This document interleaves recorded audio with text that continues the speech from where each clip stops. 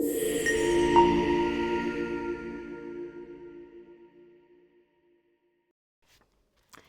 everyone, it's Miss Harper again. I hope you're enjoying Og the Frog and his many adventures. I can't wait to find out what happens. So let's dive right into, or I should say jump right into chapter 12. Tanks a lot. Floating, just floating on a relaxing spring afternoon. My belly is full, the water is just right, and the peepers are singing their spring song. But what's that shadow ahead? I take a giant leap and Sneaky Chopper misses me barely. So much for a relaxing day, but that's life in the swamp. Luckily, life is more relaxing at my teacher's house this weekend. The first night there is pleasant enough. I get a juicy cricket treat. Thanks, Mr. Brisbane. There's nothing else I'd call special. What was Mrs. Brisbane talking about? The next morning, the Brisbanes go out in the car and leave me alone. I'm trying to imagine all the fun my friends are having at Richie's birthday party, so I decide to take my mind off what I'm missing. I launch into my weekend workout, jumping jacks, push-ups, and giant leaps, followed by energetic splashing. I want to see if I can hit the lid again, and once, I succeed. After a while, the Brisbanes return with armloads of bags and smiles on their faces. Og, we've got another treat for you, Mr. Brisbane announces, thanks to Pet-O-Rama. Pet-O-Rama must be quite a place. It's where my tasty tidbits come from. Even Humphrey came from there, and I'm a teensy bit jealous. Mr. Brisbane wasn't kidding about a treat for me. He spends most of the day fixing up my tank. When he's finished, the place looks pretty spiffy. Now the dinky dish of water has been replaced and half of my tank is a lovely swimming pool. I'll be able to dive and swim. Bing, bang, boing! I do love to make a splash. And he's added some more leafy green plants. It's not exactly like the swamp, but it feels more like home. Mr. Brisbane tops off this perfect day by feeding me another tasty cricket, while Miss Brisbane is out of the room, of course. You don't have to mention this to my wife, he tells me. Believe me, I won't. That night when the house is quiet, I make up a new version of the Hoppy Frog song.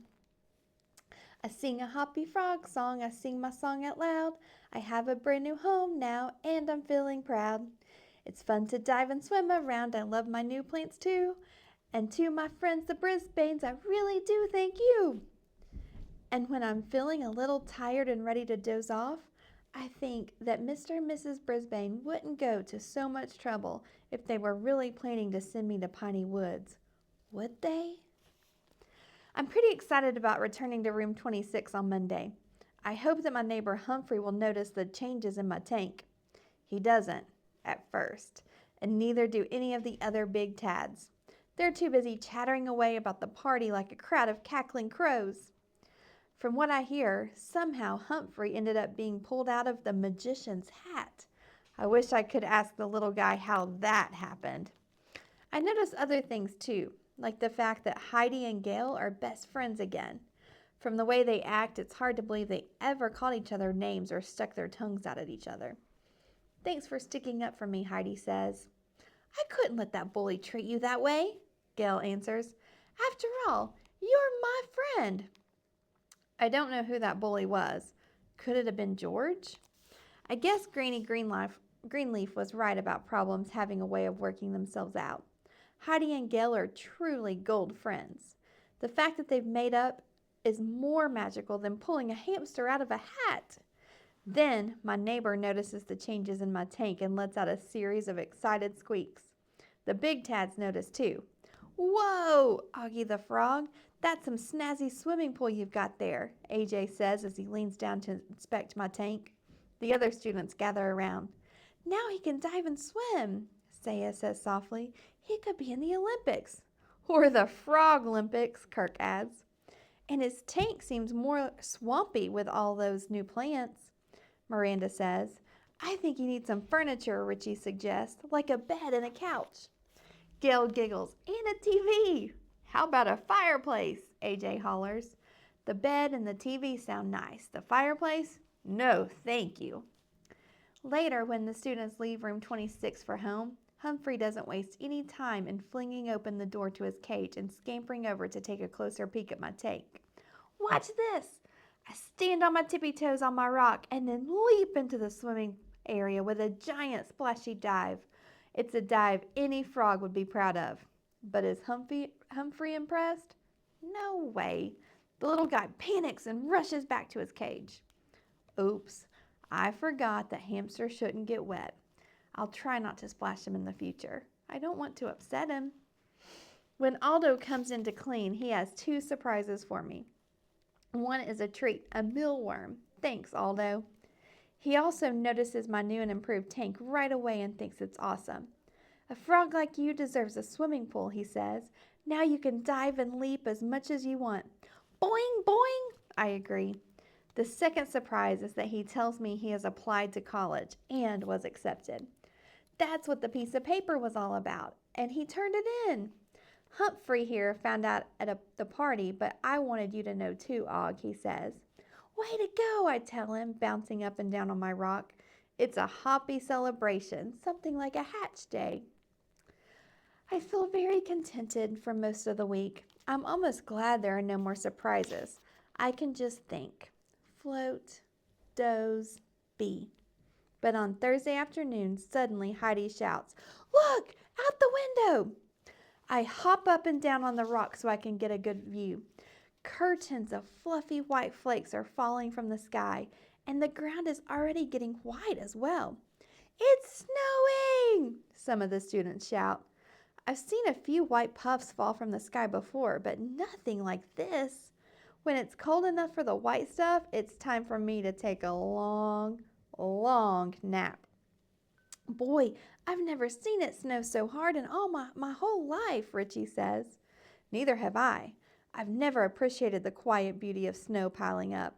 In the past, I've slept right through it. My poor friends back in the swamp are probably sound asleep right now and missing this sight. There is something to be said for being a classroom pet. Regular meals, no enemies, and now, snow! Mrs. Brisbane helps her students get bundled up at the end of the day. See you tomorrow, she tells us when she hurries out the door. That's what she always says, at least during the week. The little guy next door just sits in his cage staring out at the curtains of snow filling the empty parking lot. He looks and looks, but Aldo's car never arrives. Aldo never misses an evening of work. Maybe he's hibernating. There's nothing out there except snow and more snow.